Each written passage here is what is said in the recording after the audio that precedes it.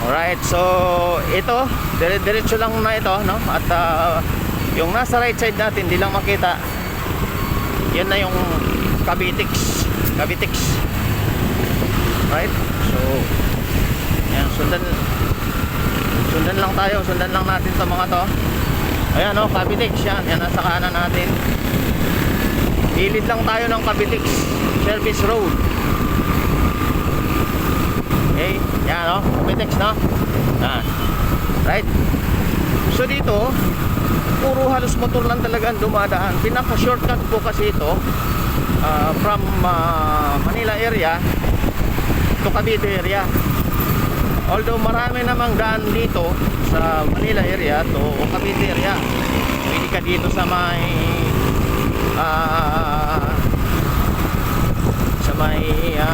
Airport Road. Pwede ka doon, Paranaque, Las Piñas.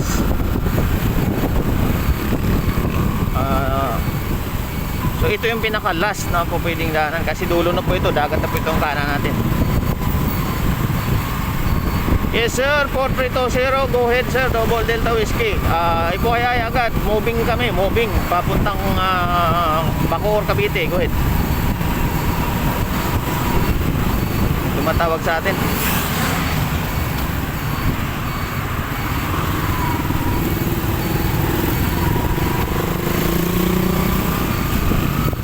Kaapi, nauna pa kayo sa amin Sige sir, at malapit na kami. Kung ano, sabay-sabay na tayo dyan. Go ahead.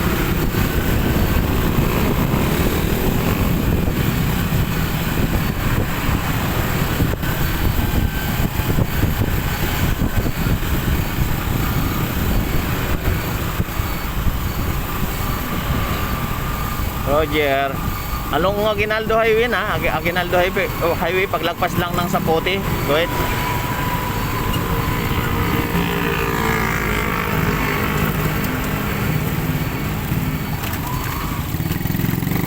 So ayan, dito ang gagawin dito, parang tatawid ka lang. Ito, kakanan tayo dito, no? Right? Kakanan tayo. Then, yun, ganun lang ng ganun ulit. Laging nasa gilid lang tayo.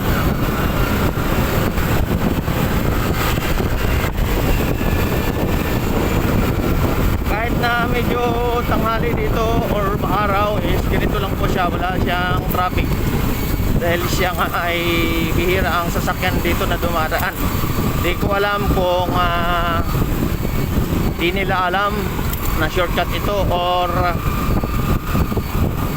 ayaw lang nilang dumaan dito. Right?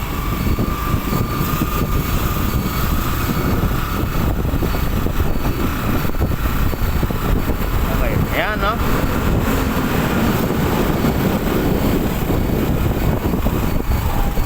So dito, papasok ulit tayo, then lalabas na naman doon sa gilid ng kasama natin. Then kakanan tayo dito kasi yung padiretso palabas po ng airport yan. So kakanan dito, basta laging nasa gilid lang tayo ng Cavitex. Yung nasa kanan natin, gilid pa rin ng Cavitex ito. Cavitex pa rin yung nasa kanan natin. May mga harang lang kaya hindi tayo nakikita or hindi natin nakikita. Basta huwag tayong lalayo sa Cavitex. Yun. Ito yung lugar dito, no? Medyo masikip lang. Kaya lang di ko alam kung bumabaha ito kasi katulad ngayon wala namang ulan pero may tubig siya, oh. May tubig yung left side natin area. So di ko alam kung yan ay saan galing. Walang ulan dito. Yan, diretso lang ito, oh, no? Doon sa nag-request na i-vlog natin itong area na to. Ito na po. At mapapanood nyo na. Medyo maliit lang talaga ang daan dito. Pang ano lang, parang kung titingnan mo pang motorsiklo lang talaga, pero kasya ang four wheel. Kanya nga lang, siyempre medyo masikip lang ng konti. At ang ano dito, hindi ka masyadong makakaboilo kasi medyo ang kalsada hindi ganoon kaayos at saka minsan may mga humps na nakalagay kaya talagang minor ka dito, minor ka lang. Pero kaysa naman doon sa may daan doon sa may Parañaque or Las Piñas, eh matraffic naman, di ba? Kasi nga nandoon yung mga jeep. Eh dito walang biyaheng jeep dito, puro mga motorsiklo. Okay, so ayan o, time check natin is 5:25 ng umaga. Medyo paliwanag na siya, paliwanag na. Right, so ang biyahe natin is patungong Mindis, Cavite. Pero mayroon kaming dadaanan na stopover pa uli, yung Shell dito sa may Bacoor, dahil nandiyan po yung mga tropa abang. Naku, mukhang uulan ha, dumidilim yung kalangitan. Ayan, meron tayong nasundan na isang sasakyan. Right, so unahan natin siya, lalagpasan natin siya. So yun, dandahan lang talaga tayo dito dahil nga mabasa may tubig. Ayan. Sa mga hindi talaga alam dito, eh baka akalain nila naliligaw na sila kasi nga looban. Katulad dito, ang lalaki pa ng hams. Maliliit siya pero ang tatalim. Eh, talagang tatalong ka. Okay. So ayan, right? Ilaw ng salubong natin motorsiklo. Residential siya, yung left side natin is residential, yung kanan ay Cavitex. Yan, residential siya. Okay, bilis na ang oras, maliwanag na siya. Talagang mabilis yung takbo ng oras. Ito hams na naman tapos hams ulit. Pag after ng isang hams, may hams na naman. So residential kasi itong area na to, nasa left side. Ito yung pinaka residential ng Parañaque.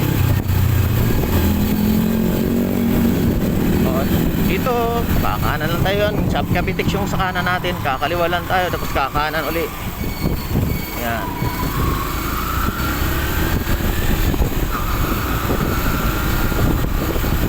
Walang ka-traffic dito kahit na tanghali, araw, walang ka-traffic. Kaya mas okay dumaan dito actually kaysa doon sa may tawag dito sa may Parañaque. Hindi ko alam kung anong road yung nasa Parañaque.